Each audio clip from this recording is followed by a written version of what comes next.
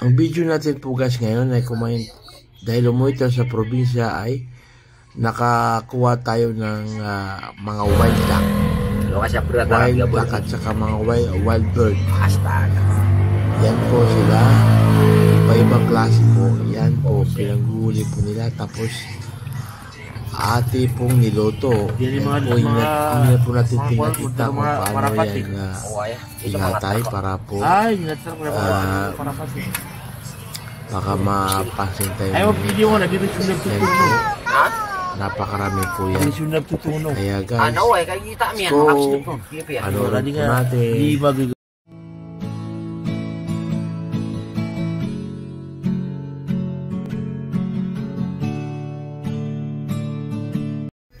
Ito na po guys ang resulta.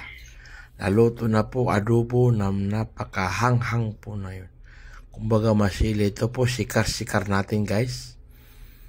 Yan po isikar-sikar natin. Lagyan natin yung kanin natin na kulay pula, yung kanin natin. Mariga. Tawag sa amin mariga.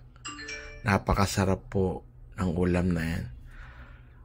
Kasi mga wild duck po yan. Mga wild duck at saka mga wild bird. Sa mga basak, mga palayan po nakukuha yan pag mga tapos na po yung anihan.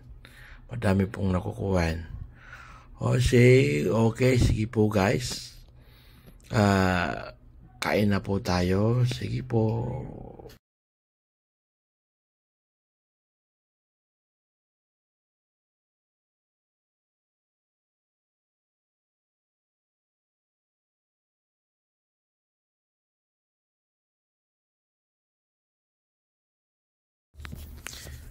Sige guys, ito kain na.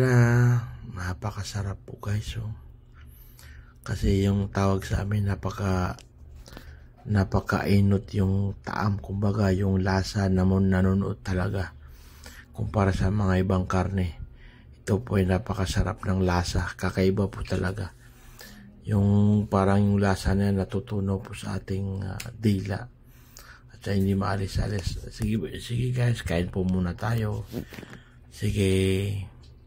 Habang tumutunog ang gitara sa aking makinig ka sana dumungaw ka sa bintana na parang isang harana sa awit na aking sinulat ko kagabi. Huwag sanang magmadali at huwag kang magatubili dahil kahit na wala akong pera, kahit na buta sa aking bulsa, kahit pa maong ko'y kupas na, kahit na marami dyang iba, ganito man ako. Wala ka sana sa aking simpleng tao. Lagi ko na lang ipag-yayabang ko lang sa'yo.